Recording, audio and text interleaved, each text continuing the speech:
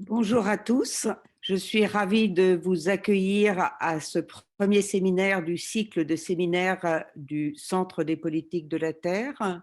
Nous sommes ravis, d'ailleurs au pluriel. Je vais vous présenter en quelques mots le Centre des politiques de la Terre pour introduire ce séminaire.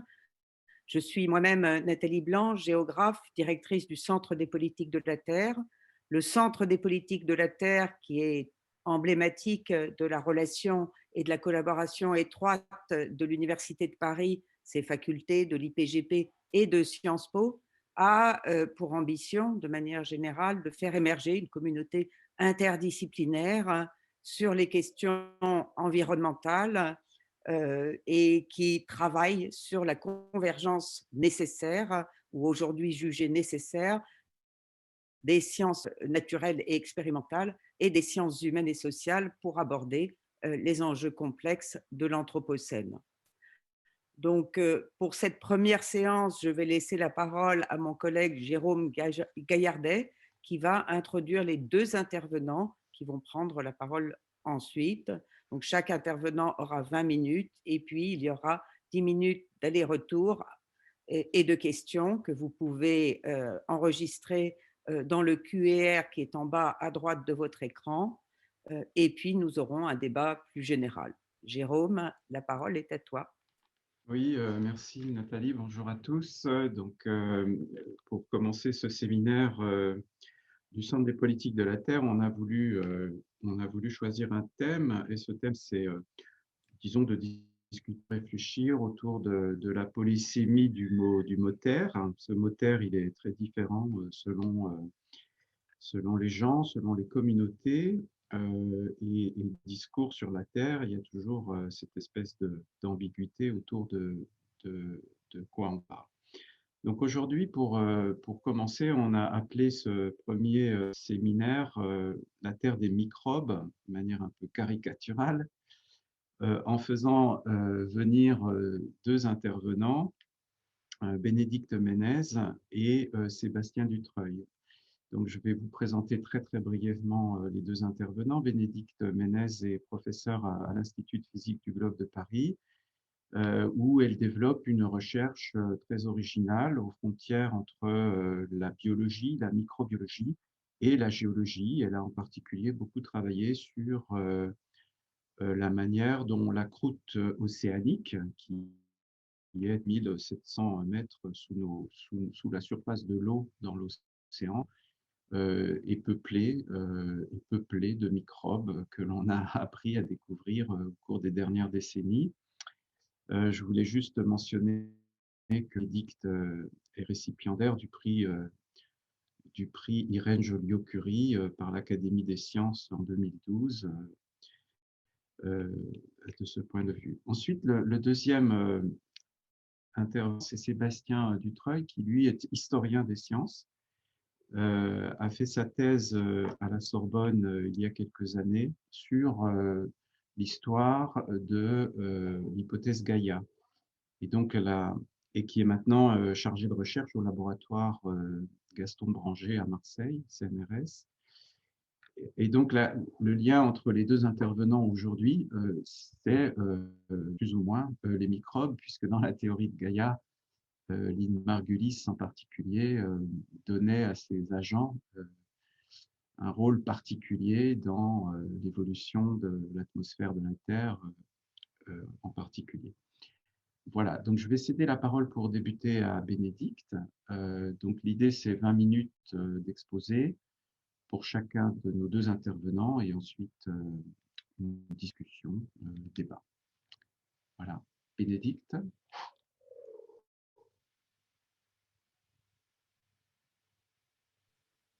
Bonjour à tous, donc je partage mon écran, je pense qu'il est en plein écran. Donc merci déjà de me donner l'opportunité un petit peu de rencontrer plus en avant ce groupe des politiques de la Terre que j'avais eu l'occasion de fréquenter il y a quelques années et de m'insérer dans ces discussions vraiment clés, je pense, pour justement penser notre système Terre en intégrant à la fois des approches de sciences humaines, de sciences dures et en particulier des nouveaux développements. Je vais essayer de vous parler aujourd'hui, donc de vous donner un aperçu un petit peu assez générique, mais de ce qu'on appelle la biosphère profonde et en fait une composante importante de notre système Terre qui a été mise en évidence cette dernière décennie et qu'on appelle désormais les intraterrestres, parce que c'est ceux qui vivent dans la roche dure sous nos pieds, et voir comment un peu ils vont jouer dans la composition et l'évolution du système Terre. Alors,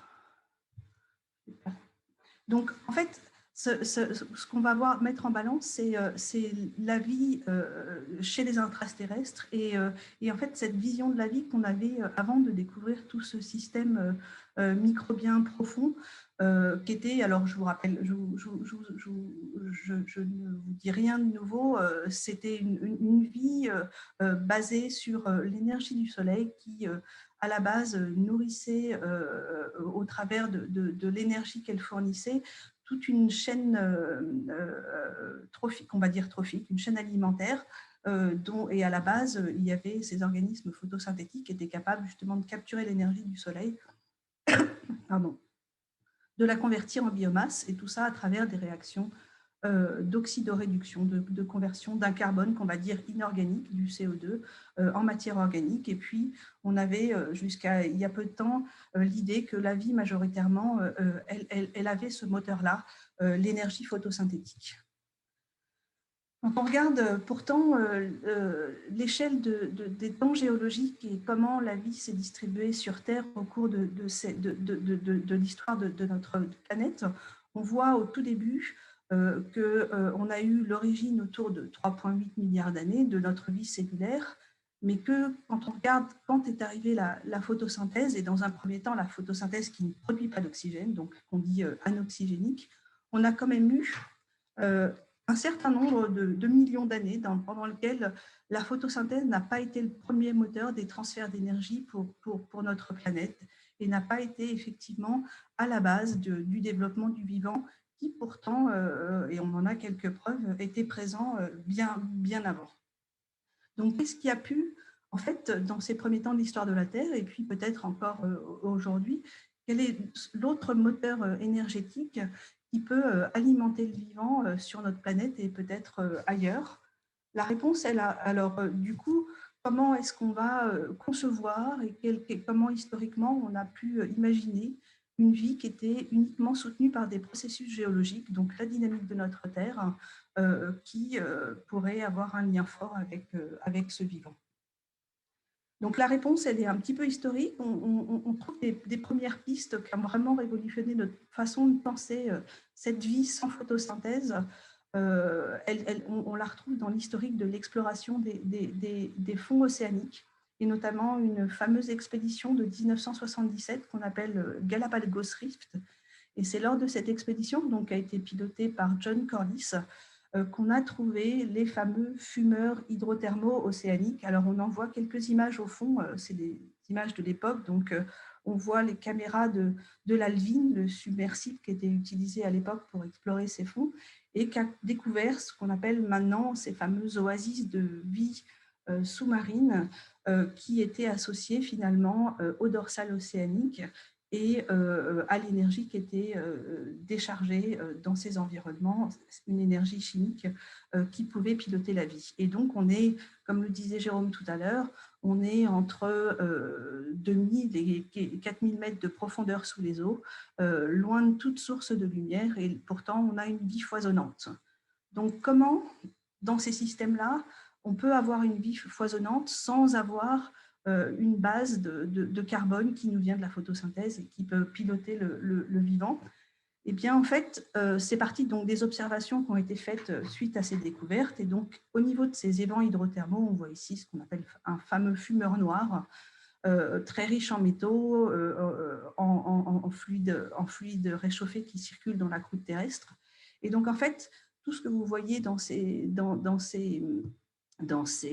fumées noires sont en fait des gaz réduits qui sont issus des profondeurs de la Terre, donc de l'hydrogène, du méthane ou de l'H2S. Et en fait, de ces gaz réduits se développent des micro-organismes, des bactéries et des archées, donc des prokaryotes, des êtres unicellulaires sans noyau. Et ensuite, toute notre chaîne alimentaire, comme on l'a décrite pour celle de la photosynthèse, se développe avec de la macrofaune jusqu'à des poissons divers et variés. Et en fait, le moteur dans ce genre de système qui va fournir l'énergie justement pour convertir du carbone inorganique, passer d'un monde minéral à un monde vivant, ça va être en fait le mélange de ces gaz réduits issus de notre terre profonde et de l'eau de mer qui est plus oxydée. Et donc, on va pouvoir mettre en place des réactions redox qui vont dispenser de l'énergie aux bactéries. Et en fait, au lieu d'avoir l'énergie du soleil pour se multiplier, elles vont avoir l'énergie des réactions chimiques qui sont issues en fait de la dynamique de notre propre Terre. Alors, je vous ai donné l'exemple parce que c'est vraiment historique et c'est parti de là des sites hydrothermaux océaniques, mais en fait, ces déséquilibres chimiques, comme je l'ai illustré au travers de la circulation de l'eau de mer dans la croûte terrestre et de sa rencontre avec les fluides réduits, elle n'est vraiment pas que localisée au niveau de ces évents hydrothermaux. Et donc, en fait, il faut imaginer que toute la pellicule, donc cette fameuse zone critique au niveau de la terre des continents, comme vous le voyez à gauche, mais également au niveau de la croûte océanique, dans lequel l'eau de mer circule activement. En fait, tout ça, ça va créer, générer le même type de déséquilibre géochimique qu'on voyait au niveau des évents. Et donc, du coup, l'altération des roches va créer un moteur qui peut soutenir donc cette fameuse chimiosynthèse qui peut être à la base de ces écosystèmes très particuliers. Et ça peut arriver jusqu'à des grandes profondeurs. On a sur plusieurs kilomètres de la circulation des gradients chimiques qui se mettent en place. Et donc, on va pouvoir peut-être imaginer la vie, notamment dans la croûte océanique, qui est considérée comme le plus grand aquifère terrestre, voire donc, in fine, peut-être le plus grand habitat microbien. Donc, c'est un peu sur ce postulat que les gens ont commencé à vraiment s'intéresser à ces histoires de vie dans les roches. Et en fait, plus on explorait au travers de l'étude de cavités profondes, de mines sur les continents, mais aussi de forages de grande ampleur faits dans la croûte océanique, on a commencé à explorer, à rechercher ces microbes nichés dans les pores des roches. Et il y a eu un gros effort de toute la communauté internationale ces 10 dernières années pour essayer de faire des bilans de ce qu'il pouvait y avoir comme vie sous nos pieds. Donc, les premiers bilans un petit peu à tâtons avaient été faits au début des années 90. Et là, on a commencé avec le développement aussi des méthodes de séquençage des génomes microbiens. On a commencé à avoir un meilleur aperçu. Et on est arrivé à des chiffres assez importants. On pense désormais qu'en fait, la majeure partie de la vie microbienne terrestre, elle est dans les roches et pas à la surface de la Terre. Donc, qu'on aurait plus de 70% des bactéries et des archées qui vivraient dans les sédiments et dans les roches cristallines. Donc, c'est ce que vous voyez un petit peu ici sur ce graphique, où en marron sont représentés donc la croûte océanique de subsurface, la croûte océanique, la croûte continentale, les sédiments qui représentent une petite pellicule. Et on voit que majoritairement, c'est des habitats pour les microbes, malgré tout ce qu'on connaît, des milliards de bactéries qui vivent dans notre peau, dans les lacs et dans les rivières. Et ça, c'est lié au fait que même si on a beaucoup moins de cellules pour un on a des quantités énormes qui sont à disposition du vivant pour se développer et se coloniser. Donc, ça représente une grosse quantité de carbone, 15 à 23 gigatonnes de carbone. Et jusqu'à présent, avec nos limitations technologiques, on a eu des preuves de cette vie jusqu'à 2,5 km de profondeur dans les roches océaniques et 5 km sur les continents. Et en fait, c'est vraiment une richesse pour le vivant parce que au-delà donc je vous ai dit que c'était la majeure partie des micro-organismes qui vivaient là, mais c'est aussi la majeure partie des espèces de bactéries et d'archées. Donc la plus grande diversité microbienne, elle est dans cette biosphère, dans cette subsurface, dans les roches. Donc ça a plein d'implications. Où est-ce qu'on peut les imaginer et où est-ce qu'on les a rencontrés? Donc ces systèmes-là, on les a vus, alors je vous ai représenté sur ce schéma, qui est un graphique de Suzanne Lang qui vous représente un petit peu les différents habitats sur Terre. Donc, on peut les avoir dans les aquifères profonds, dans les lacs sous-glaciers, dans les sédiments des plateformes océaniques. On en a dans les roches qui forment le sous-sol océanique. Et puis, vous en avez bien sûr dans les réservoirs pétroliers. C'est là qu'on les a rencontrés la première fois. Pourquoi je vous parle un peu et je vous définis un petit peu ce genre d'environnement-là? Parce que c'est des nombreux environnements que l'homme aussi, depuis des décennies, a exploités pour aller puiser l'énergie des ressources fossiles ou alors stocker nos déchets nucléaires ou stocker le CO2 pour limiter son émission dans l'atmosphère. À l'avenir, on y stockera peut-être de l'hydrogène, mais on sait maintenant que tous ces environnements sont des choses où le vivant est présent, la vie microbienne, et donc du coup, même si alors, je n'aurai pas trop le temps de vous parler des échelles de temps qui sont impliquées dans tout ce vivant où on peut imaginer une vie un petit peu au ralenti, puisque, je vous ai dit, elle se développe sur la base de réactions géochimiques qui peuvent être lentes à l'échelle de l'année, pas sur des échelles de millions d'années. Mais si vous allez un peu titiller ces écosystèmes profonds au travers notamment de systèmes anthropisés comme des stockages de gaz, vous allez pouvoir accélérer le fonctionnement de ces écosystèmes et jouer sur les équilibres de notre Terre. Donc, je ne développerai pas cette partie plus en avant, mais c'est vraiment des choses qu'on regarde en détail à l'IPGP, notamment sur des problématiques de stockage géologique de CO2. Donc ça, c'est les premières implications très pratiques. Une vie qui est présente sous nos pieds, dès qu'on va interagir avec elle, il va y avoir un impact majeur. Et il faut imaginer que cet impact, il va être, alors je vous ai dit que je ne vous parlerai pas trop des échelles de temps, mais il faut vraiment imaginer cette vie en subsurface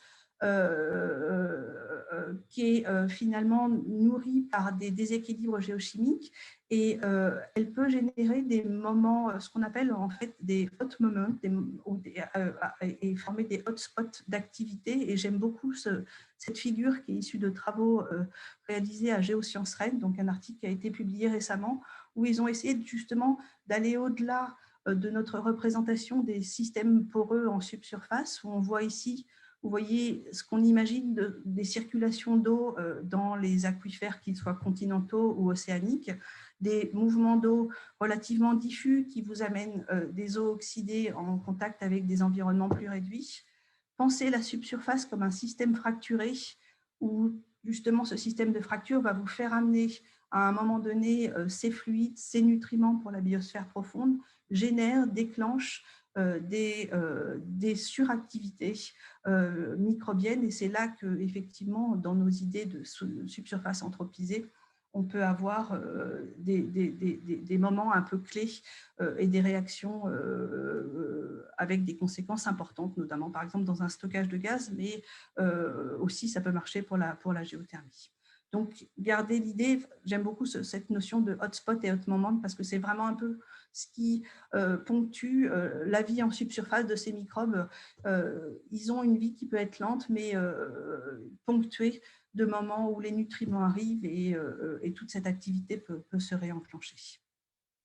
Pourquoi est-ce qu'on a autant de microbes finalement dans la subsurface? Et je voulais profiter de cette occasion pour parler, pour vous expliquer un petit peu quel pouvait être le moteur et comment et finalement la Terre avait ce potentiel pour nourrir toute cette vie.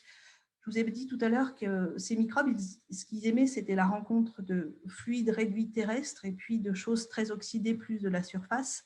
Et parmi un des agents les plus réduits qu'on connaisse, c'est l'hydrogène. Et on sait désormais que l'hydrogène il est produit naturellement sur Terre par plein de processus géologiques qui sont désormais bien contraints.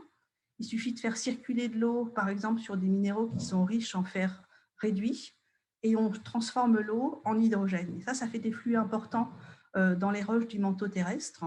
On peut aussi avoir dans les roches continentales de la radiolyse, de la désintégration naturelle d'éléments qui va transformer l'eau en hydrogène également. Ou alors, il suffit que vous frottiez la surface de deux minéraux et à ce moment-là, la molécule d'eau on dit qu'elle se dissocie par un procédé mécanochimique et là, vous produisez de nouveau de l'hydrogène. Et cet hydrogène, en fait, c'est un des substrats préférés du vivant parce qu'il donne facilement des protons et des électrons. Et donc, du coup, vous avez, par cette multitude de processus géologiques qui vous produit l'hydrogène, vous avez le moteur un petit peu de la vie en subsurface. Et on voit vraiment qu'elle est fortement liée justement à toute cette activité géologique. Et on sait maintenant peut-être que l'altération peut aussi engendrer des flux d'hydrogène très lents, mais sûrement intéressants pour le vivant. Et ça a été une grosse découverte importante récemment d'un point de vue conceptuel, parce que finalement, cette utilisation globale et assez répandue chez les microbes de l'hydrogène, elle a été mise en évidence par des approches qu'on va dire de métagénomique. On sait maintenant récupérer de l'ADN dans l'environnement, donc dans tous ces environnements profonds, soit en prélevant des eaux souterraines, soit des morceaux de roche. On va regarder les gènes, et ce que vous voyez ici, en fait, c'est la présence, donc le nombre de fois où on a trouvé des gènes chez ces micro-organismes qui montraient leur capacité à utiliser l'hydrogène. Et en fait, on voit que c'est vraiment très développé chez les bactéries. Vous avez un grand nombre de phyla qui ont cette capacité-là, chez les archées aussi, et on commence à en trouver aussi chez les eucaryotes.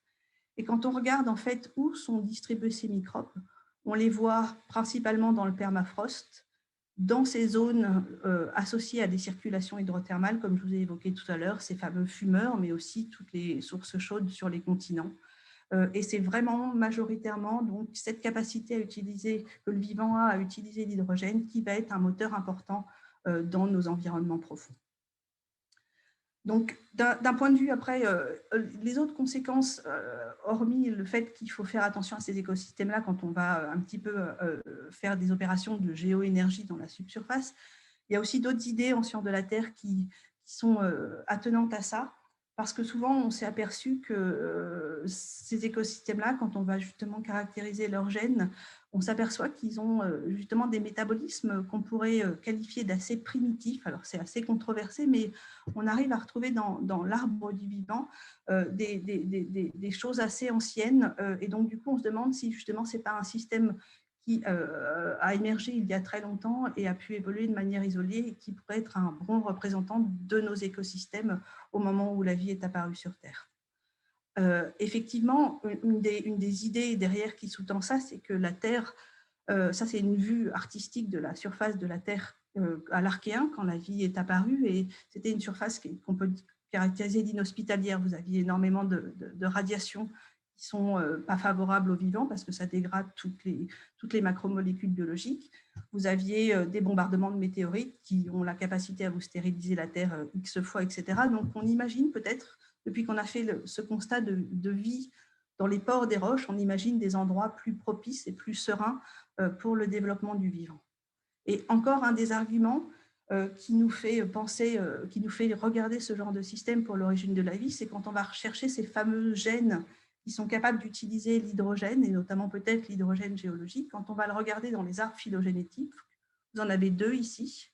On va y rechercher, par exemple, ici, c'est les gènes qui sont impliqués dans la production d'hydrogène. Et en bas, vous avez les gènes qui sont impliqués dans l'utilisation de l'hydrogène et potentiellement de l'hydrogène géologique. Et en orange, vous avez donc, sont représentées toutes les espèces qui sont capables d'utiliser l'hydrogène. Et on voit que des embranchements très larges, on arrive à retomber sur Lucas, notre ancêtre universel commun. Donc potentiellement, Lucas aurait pu aussi être équipé de gènes qui sont capables de capter l'hydrogène, et donc d'où l'idée que peut-être ces systèmes hydrogénotrophes sont intéressants dans une optique d'origine de la vie. Il y a d'autres choses connexes à ce genre d'idée, c'est que si on a autant de vie sous nos pieds, alors une vie peut-être très ancienne, ça nous suggère que peut-être on pourrait avoir du vivant sur d'autres corps que sur la Terre. Donc on pourrait avoir des micro-organismes dans le sous-sol d'autres planètes. Donc vous avez l'exemple de Mars, de nouveau une surface inhospitalière, aride. On pense que l'eau a dû, depuis que Mars a perdu son atmosphère, partir plus profonde dans les aquifères souterrains. Et donc, on imagine, et c'est pour ça que tous les programmes d'exploration de Mars commencent à se tourner vers des opérations de forage, comme c'est possible actuellement avec Persévérance, qui va aller chercher quelques centimètres, mais ExoMars, qui sera la mission européenne qui va être lancée en 2021, va aussi aller chercher plus en profondeur pour essayer d'aller trouver des traces de ce vivant. Ce sera la même motivation qui va justifier l'exploration d'Europe, cette lune de Jupiter qui pourrait avoir abrité la vie dans un océan sous-marin. Et on trouvera la même déclinaison et le même concept qui soutient la recherche de vie sur Encelade, une des lunes de Saturne. Je vais finir par peut-être le dernier aspect qui vous intéresse, qui intéresse le plus justement les gens qui cherchent à mieux comprendre l'évolution de la zone critique, en se disant que jusqu'à présent, on l'a considéré comme la partie de la Terre qui était impactée par justement toute cette biomasse d'origine photosynthétique, ce vivant. Je vais essayer de vous montrer comment, en juste 2 slides, cette vie peut avoir probablement un fort impact aussi sur les interactions géochimiques qui se passent dans notre zone critique. Parce qu'en fait, tous ces microbes, comme ils vivent dans un environnement complètement minéralisé, ils ont une grande capacité à interagir avec des minéraux, avec des fluides géologiques. Ils respirent des tas d'éléments autres que l'oxygène. Et donc, du coup, en fait, par exemple, on sait qu'ils ont une forte capacité à altérer les silicates. Ici, c'est assez technique sur la façon dont les micro-organismes vont être capables d'altérer les roches, mais vous avez ici une image de microscopie. On est à toute petite résolution spatiale. On voit des petits trous dans le silicate qui ont été formés par l'activité des microbes, parce qu'ils sont là, c'est un peu comme votre carie dentaire, ils sont là accrochés à la surface des minéraux, ils peuvent avoir un rôle acidifiant, ils vont activement chercher les éléments de ces minéraux-là pour se développer et donc ils vont massivement participer à l'altération des roches. De la même façon, donc on peut imaginer que globalement, ces petites choses peuvent avoir un impact, et c'est des choses qui sont actuellement étudiées en termes de bioaltération. Du petit impact des microbes, on peut avoir aussi massivement un impact à l'échelle des paysages, et on sait maintenant que les processus biologiques, et notamment microbiologiques, participent activement à l'altération des minéraux. On sait aussi que le vivant, par les processus qu'on va dire de biominéralisation, puisqu'ils vont mobiliser des éléments, ils vont être capables de générer eux-mêmes des tas de minéraux. Et de la même façon, je vous l'illustre ici par une image, on a des bactéries capables de générer le carbonate ici, le minéral sur lequel ils résident. Et donc, du coup, vraiment un lien fort entre le minéral dont ils se nourrissent et les produits de leur activité qui vont créer de nouveau des minéraux. Donc, on étudie l'ensemble de ces processus qu'on définit sous le terme de biominéralisation ou organominéralisation en fonction de ce qui est étudié. Mais voilà un petit peu l'impact fort de ce vivant sur notre zone critique. Donc, pour finir, en fait, on est vraiment en train de regarder ces frontières parce que c'est vraiment une interface qui est actuellement peu explorée. Où se fait la limite entre finalement cette vie qui est soutenue par la photosynthèse, qui va coloniser les profondeurs de notre croûte terrestre. Donc, il faut en définir les barrières physiques et chimiques, évaluer le rôle de l'hydrodynamique, de la circulation d'eau dans ces environnements, et puis quelle peut être l'empreinte du carbone issu de la photosynthèse. Et puis, en miroir, vous avez toute la vie, on appelle ça la vie soutenue par les roches, qui va, elle, émerger des profondeurs, et comment finalement les deux modes se rencontrent et quel flux, quelle balance on a sur l'ensemble de ces systèmes. C'est actuellement des choses totalement non contraintes, et donc on va vouloir, on est en train d'explorer justement toutes ces frontières-là. Je vous remercie de votre attention et je m'excuse d'avoir un petit peu dépassé sur le temps qui m'était alloué. Merci Bénédicte, pas de problème. Donc je passe tout de suite la parole à Sébastien, notre second orateur. Est-ce qu'on voit l'écran et le titre? Oui, très bien. Okay. Bonjour à toutes et à tous. Merci beaucoup Jérôme et Nathalie pour l'invitation. Donc le titre de la présentation est « Quelle est la nature de la Terre, science et politique d'une Terre vivante ?» Je vais vous proposer 3 réflexions différentes. Une première sur la question de savoir ce que c'est que la Terre, qui est un peu le cadre général, la question générale qui traverse ce séminaire. Ensuite, je reviendrai sur l'élaboration de l'hypothèse Gaïa et la manière dont elle a changé comment on pense la Terre comme une entité vivante. Et ensuite, j'essaierai d'analyser comment la conception de la Terre a pu interagir avec des manières de penser les politiques de la Terre. Alors, je commence par la première partie sur la question générale de savoir ce que c'est que la Terre, avec une série de remarques. Enfin, j'ai le sentiment que cette question de la nature de la Terre se pose aujourd'hui et depuis quelques décennies de manière un peu analogue à la manière dont on s'interrogeait sur ce que c'est que la vie dans les années 50 et 70, avec un ensemble de transformations, à la fois des cadres théoriques pour penser le vivant, que ce soit la thermodynamique, la cybernétique, la génétique et la biologie moléculaire ou la synthèse moderne qui émergent dans ces décennies-là. C'est aussi dans les années 70 qu'émerge la philosophie analytique de la biologie, mais aussi des nouveaux enjeux politiques et de société sur des questions de genre, de corps, de sexualité ou sur les rapports entre individus et société qui vont donner lieu à des réflexions historiques, sociologiques et philosophiques sur ces questions-là. Et donc, j'ai l'impression qu'on retrouve ça à propos de la Terre depuis quelques décennies. Donc, j'essaie de retracer un peu certains des jalons qui ont mené à ça.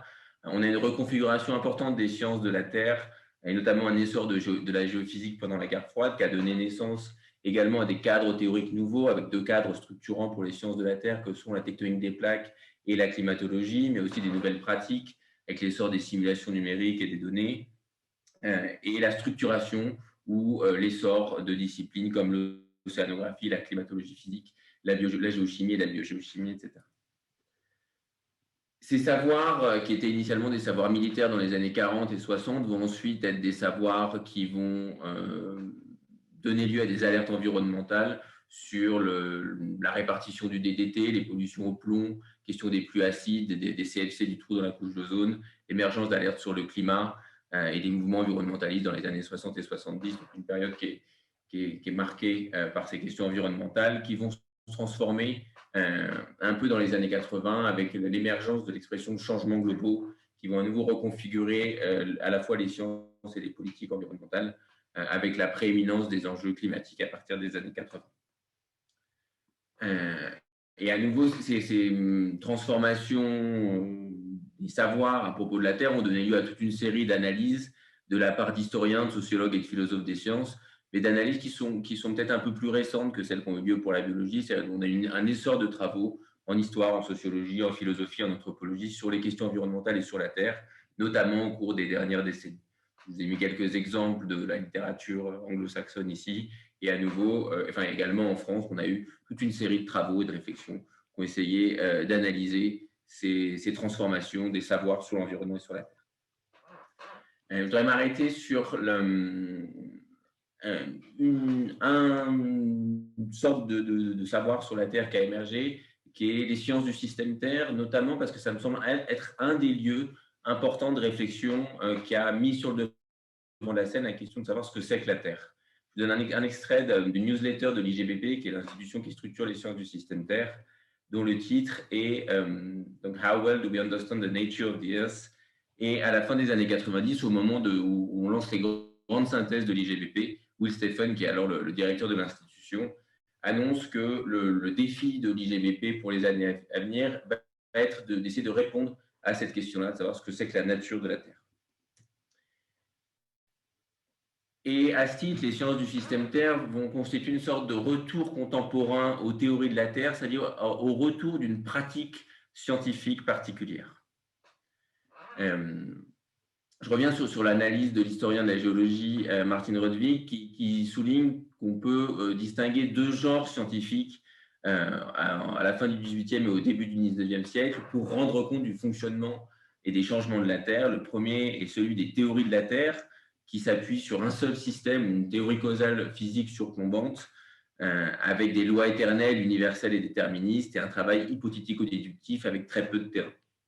Et ce genre d'élaboration de savoir sur la Terre s'oppose ou se distingue des géohistoires qui résultent de la transposition des concepts et des méthodes de l'historiographie humaine pour étudier la Terre, qui vont essayer de retracer une séquence d'événements contingents et non prédictibles à partir d'un travail de terrain sur les archives de la Terre. Et Rudwig souligne qu'une des caractéristiques des théories de la Terre vient de son ambition de fournir un système intégré de compréhension du monde physique terrestre. Il dit que donc toute théorie de la Terre était encastrée dans une matrice intellectuelle dense. Elle devait être reliée d'un côté à des questions fondamentales de physique et de cosmologie et de l'autre à des concepts de base à propos de la nature humaine et des sociétés humaines, des questions de morale, de métaphysique et en effet de théologie. Et on retrouve en fait ce genre de pratique de théorie de la Terre c'est un genre qui avait un peu disparu au début du XIXe siècle et qui réémerge d'une certaine manière avec les sciences du système Terre. Et ces sciences se présentent comme l'avènement d'une conception globale ou intégrée étudiant les interactions atmosphère, océan, sol, biosphère. Je vais essayer de voir, enfin d'essayer de remettre en question un peu cette prétention historiographique des sciences du système Terre. Ça va permettre aussi de nous donner quelques éléments de manière d'appréhender la Terre qui vont nous servir de point de distinction avec la seconde partie sur la conception de la Terre comme un être vivant. Donc, dans les années 60 et 70, on a 3 perspectives disciplinaires globales sur la Terre.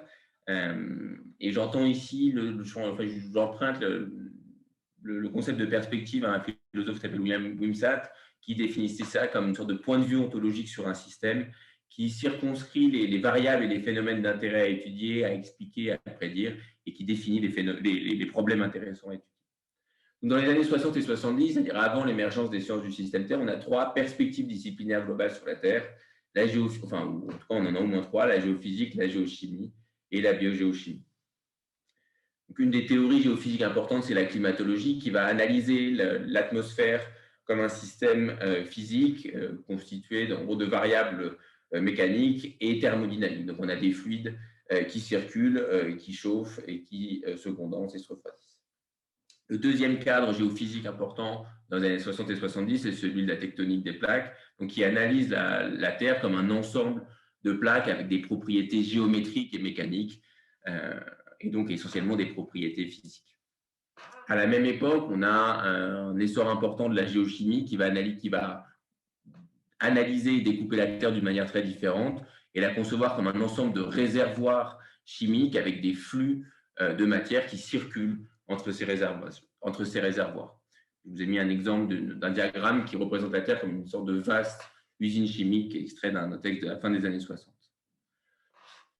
Et à la même époque, se développe également la biogéochimie qui va, en complément de la géochimie, mettre en avant l'importance de l'effet des vivants sur cette circulation de la matière à la surface de la Terre. Ça, c'est le diagramme célèbre de Hutchinson de 1970. Donc, on a 3 perspectives disciplinaires globales sur la Terre dans les années 60 et 70. Et si on veut comprendre ce que sont que les sciences du système Terre qui ont une importance médiatique aujourd'hui, on peut les comprendre non pas comme une sorte de nouveauté avec l'émergence d'une analyse globale, parce qu'on avait déjà ça avant, mais comprendre leur perspective comme une sorte de bon management de la planète, avec des concepts centraux qu'ils ont mis en avant pour comprendre les relations entre l'humanité et son environnement géologique. Donc, le point de cette première partie était simplement de dire que la Terre était redevenue ces dernières décennies le centre d'une attention savante et politique comme elle l'a pu l'être au XVIIIe et au XIXe siècle. La deuxième partie donc, va être consacrée à une étude de l'hypothèse Gaïa qui a conçu la Terre comme un être vivant. L'hypothèse Gaïa est proposée par Lovelock et Margulis dans les années 60 et 70. Et donc, les auteurs partent de 2 constats. Premièrement, la vie influence massivement son environnement géologique. Et deuxièmement, l'environnement global est resté stable ou habitable pendant plus de 3 milliards d'années en dépit de perturbations externes. Et ces 2 constats, pris ensemble, invitent les auteurs à suggérer l'hypothèse suivant laquelle c'est la vie qui va réguler l'environnement chimique et climatique de la Terre et rendre compte de la stabilité et de l'habitabilité de la Terre. Donc, la contribution principale qui a été faite par Lovelock et de Margulis, ça a été de présenter un nouvel objet d'étude pour les sciences de la Terre et de la vie. Et cet nouvel objet, ils l'ont appelé Gaïa, et est défini comme l'ensemble des vivants et l'environnement global avec lequel ils interagissent. Et l'importance de l'idée d'une régulation de l'environnement a ensuite donné lieu à une métaphore comparant Gaïa tantôt à un thermostat, tantôt à un organisme. Donc, le point de départ de Gaïa, c'est d'abord de reconnaître l'ensemble des vivants et ensuite on essaye de cartographier les interactions qu'ils ont avec l'environnement. Et le contraste qu'il y a avec le système Terre, c'est que le point de départ des sciences du système Terre est de prendre non pas l'ensemble des vivants, mais l'ensemble des humains. Quelques jalons historiques sur la manière dont Gaïa a été élaborée. Donc, la première formulation de l'idée d'une régulation de l'atmosphère par les vivants, on la trouve dans un rapport que Lovelock a écrit pour Shell en 1966. Lovelock va ensuite rencontrer Margulis en 68 à un meeting d'exobiologie de la NASA. Et Lovelock et Margulis vont collaborer essentiellement dans la décennie 70 où on peut retracer leurs échanges à partir des lettres qui se sont échangées. Il y a une citation que j'aime bien de Margulis, c'est une conférence à la fin des années 80, qui nous dit qu'en gros, pendant trop longtemps, on a eu des chimistes de l'atmosphère qui se demandaient d'où vient tout ce méthane, et des biologistes qui ignoraient où est-ce que tout ce méthane va. Et c'est assez amusant de lire cette citation dans les années 80 parce que rétrospectivement, ça illustre exactement la nature de leur collaboration qu'on retrouve dans leurs lettres où Lovelock demandait à Margulis des espèces de microbes qui pouvaient produire tel et tel composé chimique et à l'inverse, Margulis demandait à Lovelock des précisions sur des types de réactions chimiques qui pouvaient se produire. Et donc, après les années 80, les chemins de Lovelock et de Margulis vont se séparer. Margulis va essentiellement se consacrer à sa théorie de la symbiogénèse et Lovelock va essentiellement se consacrer au développement de l'hypothèse gaïenne. Alors, sur cette idée de terre vivante, qui est l'idée un peu centrale de la séance d'aujourd'hui, je vais essayer de faire deux précisions sur les contributions ontologiques de Lovelock et de Margulis, sur la manière dont ils ont transformé comment on peut penser la vie et la Terre, avec premièrement une remarque sur la manière dont ils utilisent le terme de vie et comment cette utilisation est différente en fait de la manière dont on l'utilise couramment. Et une deuxième analyse qui est donc essayer de comprendre ce que ça veut dire l'idée que Gaïa ou la Terre est vivante.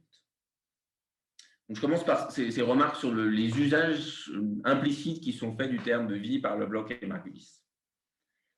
Quand on utilise le terme de vie en biologie ou quand on cherche une définition de la vie en biologie, on comprend classiquement ce terme comme un terme de classe ou un terme général ou un terme de natural kind, on dit en anglais, où en gros l'ensemble des membres de cette classe partagent un ensemble de propriétés et c'est ces propriétés qui font que ces différents individus sont vivants. Et donc l'ensemble des organismes individuels, tels microbes, tels baleines, tel arbre, tel nous, ce que vous voulez, sont des exemples ou des instances de vie conçues comme termes de classe.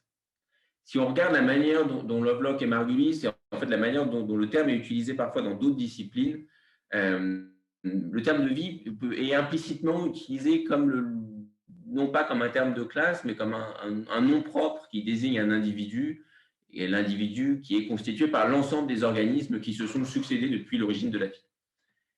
Et dans ce cas-là, ce qu'on appelle les organismes vivants sont plus des exemples du terme de vie conçu comme classe, mais sont des parties de cet individu qui se déploie sur Terre depuis l'origine de la vie. Et c'est aussi, d'une certaine manière, de cette manière qu'est utilisé le terme de vie quand on dit qu'on essaie de retracer l'histoire de la vie depuis l'origine de la vie jusqu'à aujourd'hui, avec les différentes évolutions possibles et diversifications possibles de la vie. Et cette remarque me sert essentiellement à essayer d'éclairer le programme de recherche qu'ont lancé Lovelock et Margulis, qui est une sorte d'analyse écologique de cet individu vie. En gros, avec deux questions essentielles, comment se déploie cet individu à la surface d'une planète depuis que la vie a émergé. On essaye de retracer la géographie de la vie. C'est d'une certaine manière ce à quoi contribue Bénédicte Ménez dans ses travaux, dans sa présentation. Et une deuxième question qui est comment se maintient cet individu dans le temps et change face à des perturbations de l'environnement. Et ça a été tout le programme de recherche de Lovelock, Margulis et ses successeurs, notamment quand ils ont fait des modèles pour essayer d'analyser la manière dont la Terre va pouvoir ou non rester habitable par de la vie, quels que soient ces individus vivants. Je vais avancer un peu parce que je vois que le temps file. Et cette question de l'écologie de vie, si vous voulez, était un objet et un programme de recherche qui était absent des recherches dans les années 60 et 70, absent à la fois de la paléobiologie ou de la paléontologie qui étudiait l'évolution des formes des fossiles et absent aussi de la géochimie de Garrels, de Holland et d'autres qui étudiaient l'histoire de l'évolution de la composition chimique du globe. Et Margulis a eu un rôle assez décisif pour connecter ces différents savoirs et ces différentes traditions, notamment pour connecter la paléontologie et la paléobiologie précambrienne qui commençait à analyser les premières traces de microbes qu'on observait au précambrien et les évolutions géochimiques du globe.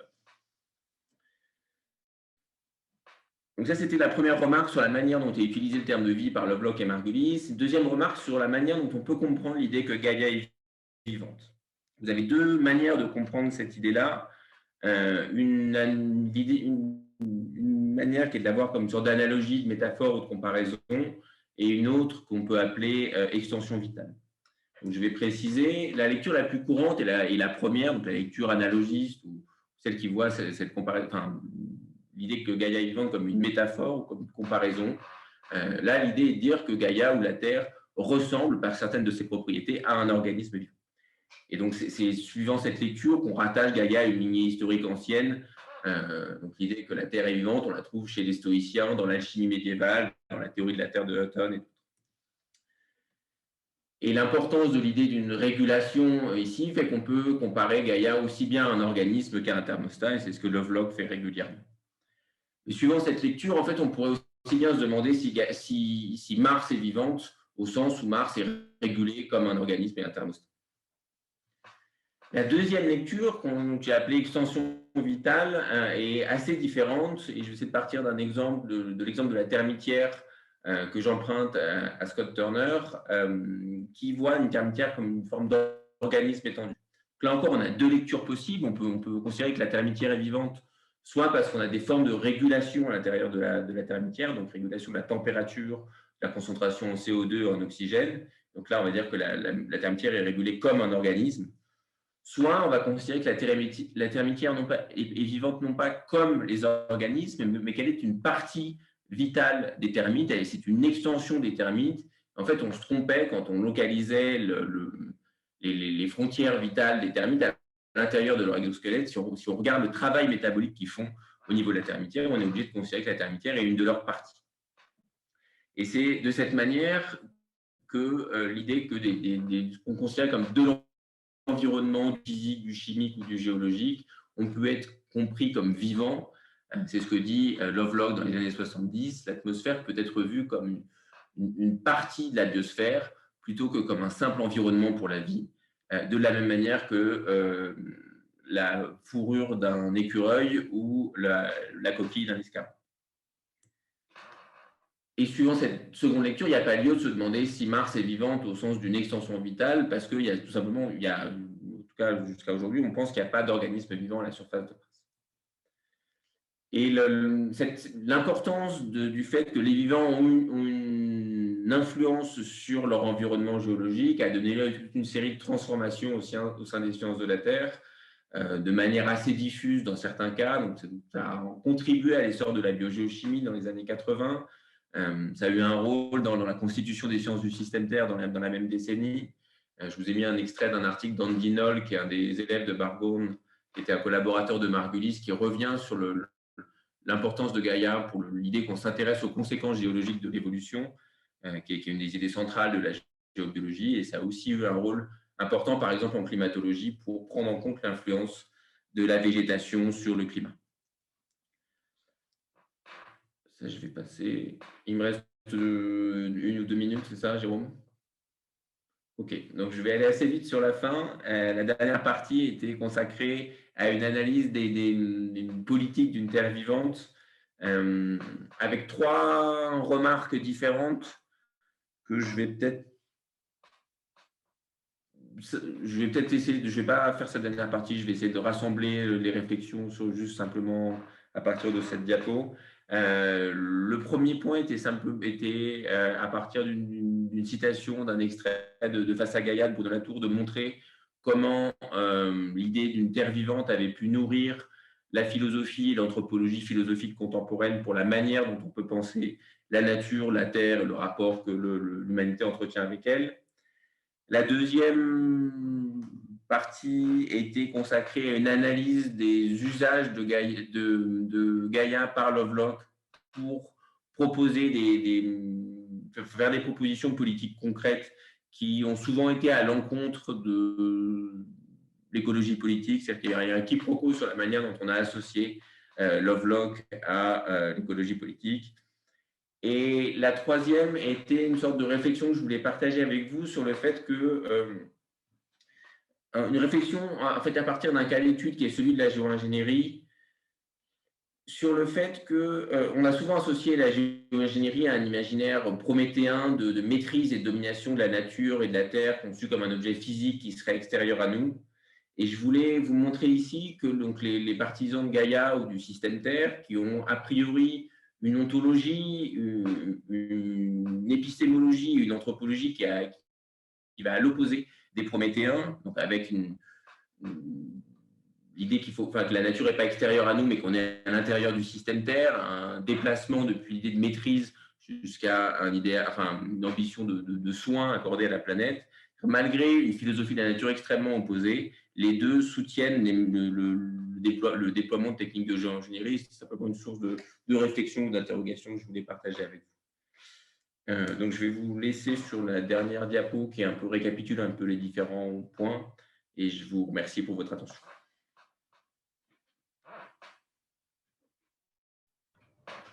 Merci beaucoup, Sébastien. Merci à nos deux intervenants. Donc, je crois que c'est le temps de prendre les questions. C'est comme ça que l'on veut fonctionner, Nathalie? Oui, et puis s'il n'y en a pas, moi j'en ai plein. D'accord. Donc, laissons la parole à Tout à fait. à notre public. Dans le QR, il n'y a pas de questions en fait, mais peut-être dans le chat. Est-ce que vous avez des questions à nous faire remonter?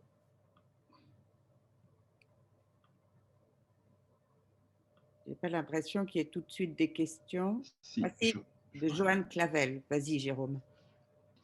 Joanne, je te laisse la parole ou... Je ne suis pas sûre qu'elle puisse parler. Donc Ah, d'accord, ok. Joanne, vous êtes muselée. Donc, Joanne demande quels sont les réseaux trophiques développés dans les ports PORES de la Terre. Alors essentiellement, du coup, ce qu'on voit, c'est qu'il y a beaucoup d'utilisation à la base pour la production primaire. On a beaucoup d'utilisation d'hydrogène et ça, c'est couplé par exemple à l'utilisation des sulfates, des nitrates ou du fer comme accepteur, pour la respiration. Le méthane et tous les composés en fait organiques qu'on est capable de produire par des processus géologiques de la même façon, du dégazage volcanique, des réactions aux roches, sont aussi des moteurs de ces écosystèmes profonds. Donc, on a de la méthanotrophie, on peut avoir l'utilisation de composés organiques diverses qui sont soit hérités dans les couches géologiques de la surface, soit générés au travers de la chimiosynthèse qu'on a sur Terre naturellement. Donc, c'est un peu ça les grands domaines. Et ce qui limite un petit peu les chaînes trophiques ensuite, c'est que plus on s'enfonce dans la Terre, plus on commence à être réduit et les espèces oxydées vont avoir du mal à pénétrer. Et donc, du coup, il faut trouver des alternatives. Et la radiolyse de l'eau, par exemple, la radiolyse va des fois attaquer des minéraux réduits et de nouveau, par exemple, produire des sulfates ou ce genre d'espèces qui vont maintenir la vie, même à une faible activité dans ces environnements. J'espère avoir répondu à la question.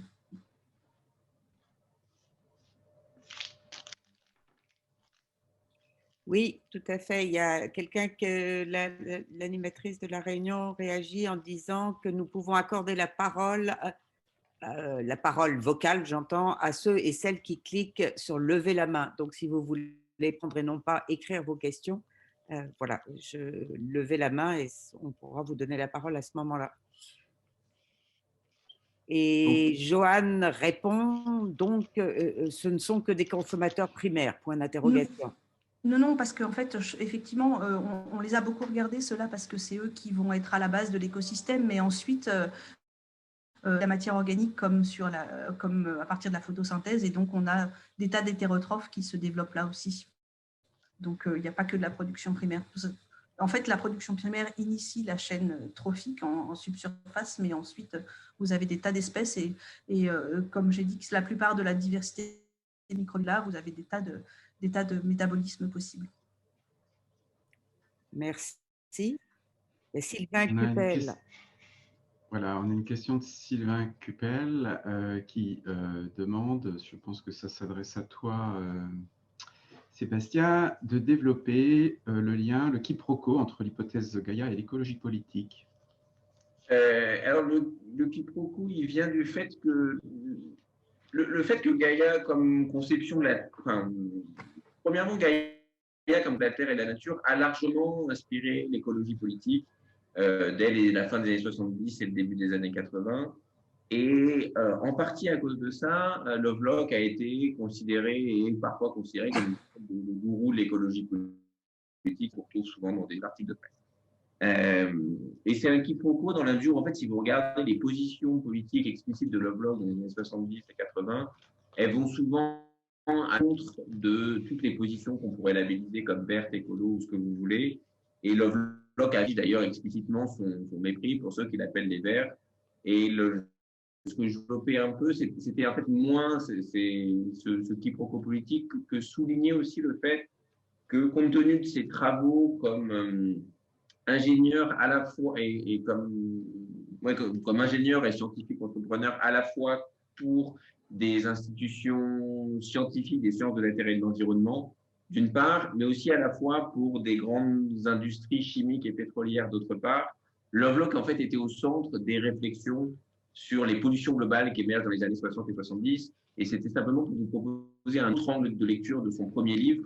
Son premier livre, il est souvent lu, et Lovelock le présente souvent comme une réflexion spéculative et abstraite sur la Terre, la nature et la vie. Et on va vous proposer une seconde lecture qui est une réflexion anthropologique sur la pollution. Si vous regardez, en fait, l'idée de pollution et de pollution globale traverse l'ensemble de cet ouvrage. Et c'est pas un hasard parce qu'en fait, c'est la préoccupation centrale de Lovelock dans ces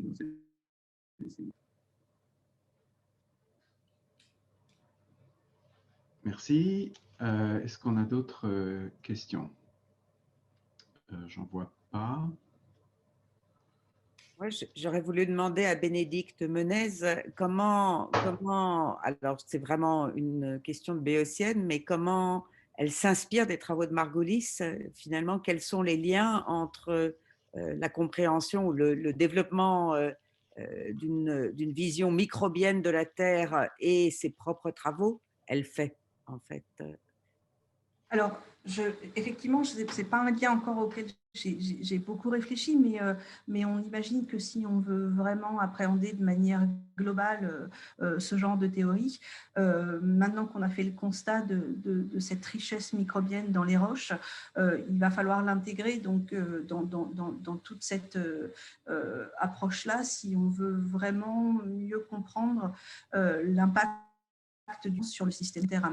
Donc, ça ouvre la voie à d'autres procédés géochimiques, d'autres réactions qui, du coup, ne sont pas forcément fondées sur ce qu'on connaissait avant et tout basé sur la photosynthèse. Mais voilà, ça, à mon avis, du coup, ça permettrait de le voir de manière plus exhaustive. Merci. Il y a Vincent Bretel qui pose une question. Est-ce qu'on peut imaginer que la photosynthèse et la chimiosynthèse sont en compétition ou plutôt deux parties d'un même cycle?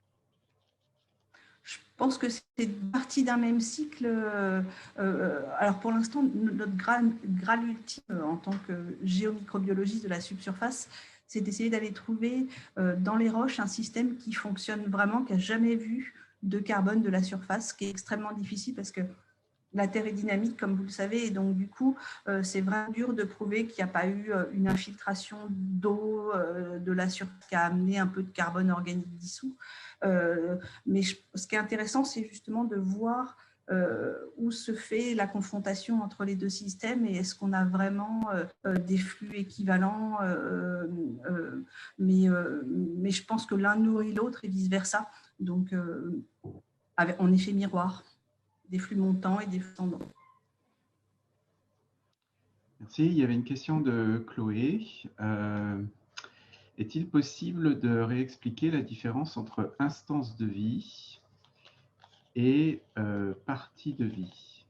Oui, alors c'était simplement pour essayer d'accentuer la différence de sens entre les deux homonymes différents, c'est-à-dire que vie avec une minuscule et vie avec une majuscule, en fait, devraient être deux mots différents parce qu'ils désignent deux choses différentes. Le premier désigne l'ensemble des propriétés que partagent les êtres qu'on reconnaît habituellement comme vivants.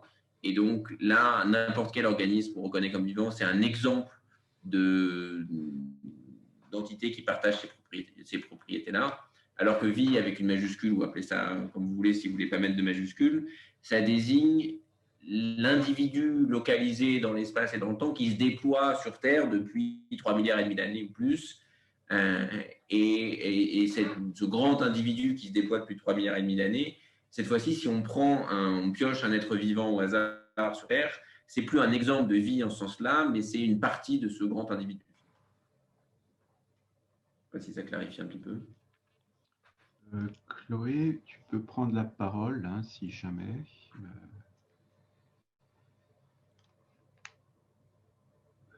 Voilà. Alors, je passe au message d'après. Il y a une question de Steven Porter.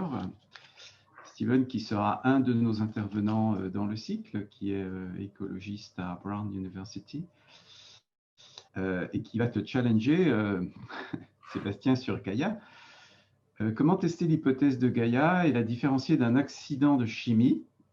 Autrement dit, les produits chimiques nécessaires à la vie sont également ceux qui forment des gaz qui absorbent le rayonnement infrarouge, CO2, méthane, eau. Ainsi, la vie est inextricablement liée au climat, ce qui crée des rétroactions. Mais pourquoi cela fait-il de la Terre même un être vivant? Alors, je vais donner deux réponses différentes. La première, c'est de dire que la contribution principale de Gaïa, ça n'a pas été forcément de proposer une hypothèse à tester. On va répondre par oui ou par non pour savoir si c'est vrai ou si c'est faux, mais ça a été de présenter un nouvel objet d'étude qui devait attirer l'attention des biologues et des biologistes, et notamment qui devait prendre en compte l'influence des vivants sur leur environnement. Après, il y a des questions peut-être un peu plus précises sur mais comment on sait, enfin, en quoi ça fait de la Terre un organisme vivant. L'idée de dire que c'est pas la Terre elle-même, enfin, si on suit la deuxième lecture, qui n'est pas la lecture métaphore, comparaison, etc., mais qui est la lecture que j'ai appelée extension vitale, et si on suit les travaux de Lovelock et de Margulis, c'est pas la Terre dans son entièreté qui est considérée comme un organisme vivant, mais en fait, on part qu'on reconnaît l'ensemble des vivants sur Terre, on essaye de cartographier les interactions qu'ils ont avec leur environnement, et les frontières matérielles de Gaïa s'arrêtent à ce que Bruno Latour appelle la fine pellicule à la surface de la Terre, qui est l'ensemble du tissu, si vous voulez, qui est physique, chimique, etc., qui échange, qui interagit avec les vivants. Steven, tu peux parler si tu veux. Non, merci. C'est trop difficile pour moi en français. Tu peux parler en anglais, il n'y a pas de problème. Est-ce que did Sébastien answer to your question? I think so, but I will pause for another time for a conversation. D'accord. Vincent, tu peux également poser ta question oralement, ce sera plus simple. Oui, bonjour. En fait, moi aussi, j'aurais tendance comme ça à penser plutôt au cycle que compétition, mais du coup, ça pose la question, quand il n'y avait pas la photosynthèse, qu'est-ce qui bouclait les cycles? Puisque rien n'arrivait d'en haut. Et effectivement, donc du coup, c'est pour ça que là, quand on explore un petit peu les autres planètes que le système Terre, on est en train d'essayer d'imaginer quelles pourraient être les compositions d'une atmosphère uniquement impactée par une vie chimiosynthétique, par exemple, puisqu'on imagine actuellement que la présence d'oxygène peut être une des conséquences de l'émergence de la photosynthèse à la surface de la Terre. Donc, on ne sait pas encore pour l'instant, mais on imagine par exemple de la production de méthane biogénique ou ce genre de choses, et ça a effectivement dû déséquilibrer. Pour l'instant, c'est vrai que les histoires d'atmosphère primitive, elles ont surtout été modélisées par je dirais, le côté science de la Terre, avec plutôt une approche thermodynamique du système, en mettant un peu de vivant et un peu de chimiosynthèse. Peut-être qu'il y aurait d'autres signatures et d'autres empreintes qui pourraient émerger. Mais on ne sait pas finalement. Il y a des gens qui ont essayé d'imaginer une Terre uniquement avec ce genre de système-là, mais on n'a pas encore appréhendé l'aspect global de la chose. Mais il y avait sûrement du coup des flux montants.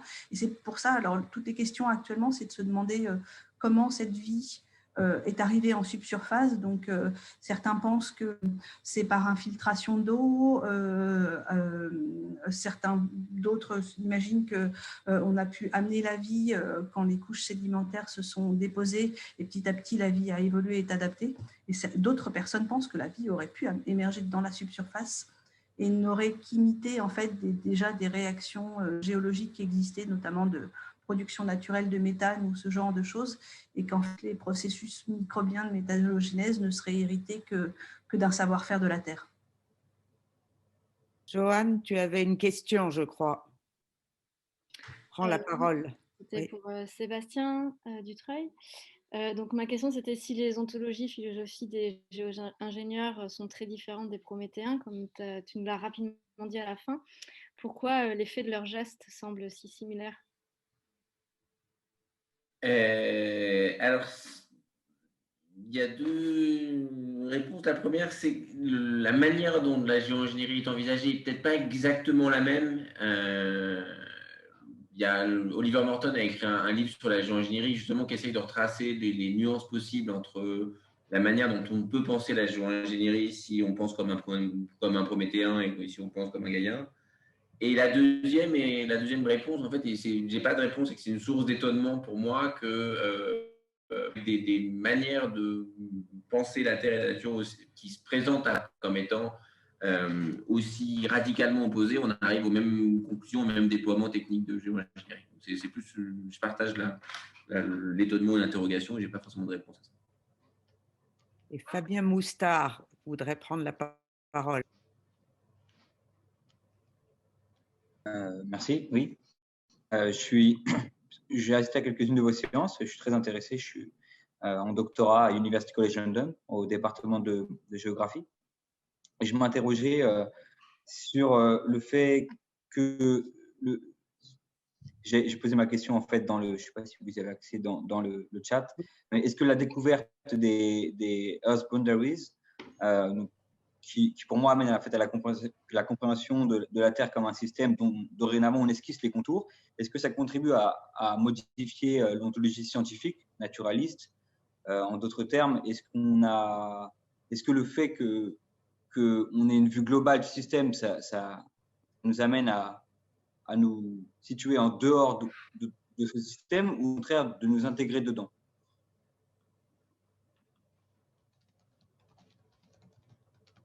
C'est pour évidemment Sébastien que. Oui. Grosse question, vaste question.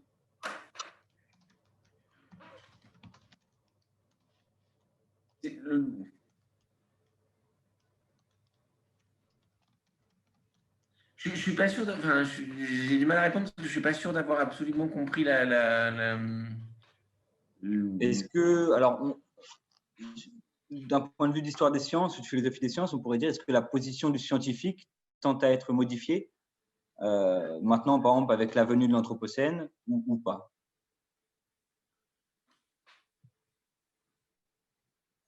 On n'a pas de recul historique, mais je demande un peu, ou peut-être c'est les prémices ou un avis. Hein, je ne pose pas du tout ça. Je vais répondre, mais je pense que je vais répondre à côté. Je ne suis pas sûr d'avoir compris la question. Enfin, si, je ne suis pas sûr d'avoir compris exactement ce qu'il fallait que je réponde, mais quels ont été les déplacements qui ont été associés à l'Anthropocène et au Planetary Boundaries? Ça a été de centrer un programme de recherche sur l'ensemble des interactions matérielles et métaboliques que l'humanité a avec la Terre. Avec, en gros, le point de départ des sciences du système Terre, donc qui sont à l'origine de cette idée de Planetary Boundaries, a été d'essayer de fournir le cadre scientifique pour prédire, en gros, les 100 prochaines années et la manière dont l'humanité, dans son ensemble, va interagir avec la Terre sur les 100 prochaines années. Donc, c'est ça le décalage scientifique qu'il y a eu, c'est de lancer ce programme de recherche de cartographie des interactions. Merci. Il y a une dernière question d'Hugo Rochard qui peut prendre peut-être la parole. Oui, bonjour. Merci pour ces présentations. Alors, j'avais 3 questions qui me sont venues et que j'ai essayé de croiser avec vos présentations. Alors, peut-être que je me trompe complètement, mais est-ce que Lovelock s'est intéressé aux microbes dans ses travaux? C'est ma première question. Est-ce que c'est une échelle qui l'intéresse ou pas du tout? Une deuxième question serait donc les nouvelles découvertes sur les microbes, leur agentivité, sur la forme des roches et les écosystèmes de subsurface qui ont été présentés. Sont-ils en lien aujourd'hui avec des dynamiques de changement climatique? Est-ce que les recherches peuvent être liées? Et enfin, si oui, donc, quelles en seraient les implications dans les opérations de géo-ingénierie ou de tentatives de pilotage de systèmes biogéophysiques? Voilà, merci. Tu veux commencer, Sébastien ou... Oui, je prends la première question et je te laisse sur les deux suivantes. D'accord. Je peux rebondir aussi sur la dernière. Sur est-ce que Lovelock s'est intéressé au oui, il a des travaux dans les années 40 sur la manière dont les infections respiratoires peuvent se transmettre par voie aérienne, par exemple. Il a travaillé, donc c'est un peu d'actualité, il a travaillé pendant 20 ans comme ingénieur chimiste dans le domaine biomédical. En fait, donc les microbes, il savait ce que c'était avant Margulis. Ce que Margulis a essentiellement apporté sur les microbes, c'est l'histoire longue de la Terre à laquelle Lovelock ne s'intéressait pas du tout. Mais il y a toute une série de ces articles, par exemple sur le DMS ou sur l'émission d'autres composés, en fait, qui s'intéressent au rôle des micro-organismes. Donc la réponse est... Alors, du coup, je vais enchaîner. Je pense que les écosystèmes profonds ne sont pas forcément directement impactés par les changements climatiques actuels. Je pense qu'il y a des choses qui se passent peut-être un petit peu à la marge. Notamment, je pense, par exemple, une des parties de ces écosystèmes se trouve dans le permafrost. Et donc, on sait que le froid, c'est un des moyens de conserver du vivant. Là, le fait d'avoir un petit peu de dégel fait se réactiver certains micro-organismes. On a vu ça pour des virus géants au niveau des pôles. On a vu aussi des nouveaux virus se réveiller en Russie parce qu'effectivement, il y avait du réchauffement climatique. Donc, on peut réactiver certains systèmes. C'est ce qui se passe si on fait le corollaire. C'est ce qui se passe, par exemple, quand on fait de la géothermie. Au travers des exploitations géothermiques, vous déplacez un petit peu la distribution des températures dans la subsurface puisque vous déplacez des masses d'eau chaude et vous aurez injecté des masses d'eau froide. Et on voit très clairement, il y a des études qui le montrent, un remodelage des populations microbiennes et donc du coup, les métabolismes se réadaptent. On voit des espèces plus adaptées, par exemple, à des conditions plus chaudes qui se remettent à proliférer. Donc, elles sont affectées de cette manière à la marge. Et je pense que l'impact le plus direct qu'on pourrait avoir sur ces changements climatiques, c'est que là, dans les tensions énergétiques auxquelles on a à faire face, on va avoir à, par exemple, stocker du CO2 ou stocker de l'hydrogène comme zone temporaire, par exemple, comme on produit beaucoup d'électricité par les éoliennes ou le solaire, il faut être capable de la stocker temporairement pour ne pas la perdre. Et ça se fera via la production d'hydrogène qu'on mettra dans la subsurface temporairement pour en bénéficier. Et là, imaginez injecter de l'hydrogène ou injecter du CO2 dans des environnements dont on sait qu'il y a une vie microbienne qui utilise ces deux éléments à la fois comme source de carbone et d'énergie. Ça peut faire des réactions en chaîne et là, je pense qu'effectivement, il y aura des impacts indirects des opérations de géo-ingénierie dans la subsurface qui va être de plus en plus mobilisé dans les décennies à venir. Et je pense que, par exemple, le développement microbien pour la géothermie, c'est un vrai challenge parce qu'on a ce qu'on appelle du biofueling, on a des biofilms qui se développent, du bouchage de conduits, etc. Et ça met quelquefois très en péril, d'un point de vue économique, les opérations. Donc, le corollaire peut se faire sur d'autres types de stockage en activant cette partie vivante de la Terre qu'on ne soupçonnait pas. Je me permets un petit complément sur la géo-ingénierie qui sera court, et notamment un contraste entre la géo-ingénierie qui va envoyer par exemple des particules de soufre dans la stratosphère pour réfléchir de manière physico-chimique l'énergie solaire, par opposition à ce que Lovelock avait proposé comme solution de géo-ingénierie. Oui, il avait fait une proposition en 2008 de mettre des tuyaux en béton, des tuyaux géants en béton dans l'océan pour mélanger artificiellement l'océan. L'idée que ce n'est pas l'humanité ou les ingénieurs qui vont prendre en charge le vaisseau spatial Terre, ils vont simplement aider Gaïa à se soigner elle-même. C'était le titre de l'article. En gros, les tuyaux mélangent l'océan et ce mélange fait remonter des nutriments en surface. Et c'est les communautés de plancton en surface qui vont ensuite bénéficier des nutriments pour stocker le CO2. Là, il y a le fait que ce soit le vivant qui active un peu la solution de géoingénierie par opposition à nous qui injectons brutalement quelque chose, pour Lovelock, fait une différence sur la manière dont on pense à la géoingénierie. Merci Sébastien pour cet ajout. Je voudrais conclure le débat par une petite question à Bénédicte qui est exactement dans la continuité de ce que tu dis Sébastien.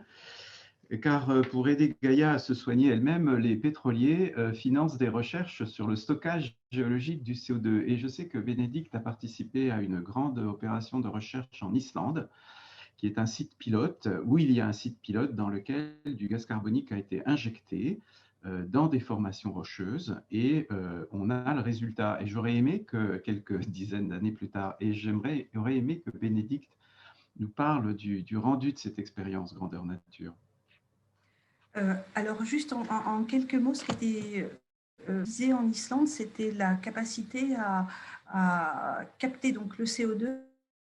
L'Islande, c'est fait de basalte, qui sont des roches très réactives et qui, naturellement, sont capables de transformer le CO2 en craie, en carbonate, donc en minéraux solides. Et donc, une fois que le CO2 est minéralisé dans les roches, on est plus serein pour éviter des émissions dans l'atmosphère. Ce qu'on a suivi en Islande, c'est que à partir du moment où on a fait le constat que ces environnements rocheux étaient habités, on a été suivre un petit peu la réactivité des microbes. Et quand je vous dis que c'est profond, les eaux dont on a sorti les microbes, elles allaient à 800 mètres de profondeur dans le basalte. Donc, on visait vraiment le premier kilomètre de roche.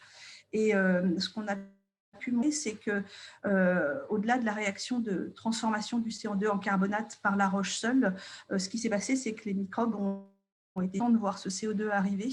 Pour eux, ça a été comme les autotrophes comme les algues qui font de la photosynthèse, ça a été une source de carbone qui a débarqué alors que sûrement ils en manquaient à un moment. Et puis le CO2 aussi acidifiant a dissous la roche, leur a donné du fer, du calcium, du magnésium pour se développer. Et donc, on a eu une partie du CO2 qui devait être stocké sous forme de minéraux solides, qu'il a été sous forme de biomasse. On a vu la biomasse faire fois 500 en termes de cellules qui étaient là, uniquement dans l'eau, mais on imagine que sur les roches en version biofilm, ça devait être beaucoup plus. Et donc après, ça fait du carbone qui est stocké, effectivement, mais sous une forme beaucoup plus versatile qu'un carbonate solide qui est capable de tenir sur Terre pendant des centaines d'années. Donc la vraie démonstration que quand on va titiller comme ça par des opérations alors je crois qu'avec Sébastien, on n'utilise pas géo-ingénierie de la même façon, mais des opérations liées avec des optiques industrielles dans les roches profondes, il faut vraiment prendre en compte ce vivant parce qu'on va générer des réactions biogéochimiques qu'on n'anticipait pas auparavant et qui sont majeures dans le système. Voilà. Merci beaucoup. Merci à vous. Eh bien, on peut encore dire merci à nos deux intervenants. Et merci à cette audience abondante et curieuse. Nathalie, ton micro est muté. Oui, je voulais également remercier et espérer que vous serez aussi nombreux pour suivre le cycle en son entier qui va dévoiler les différentes facettes de la Terre, nous l'espérons du moins. Voilà. À bientôt. Bonne soirée. Bonne soirée. Bonne soirée. Merci beaucoup. Merci. Merci. Au revoir.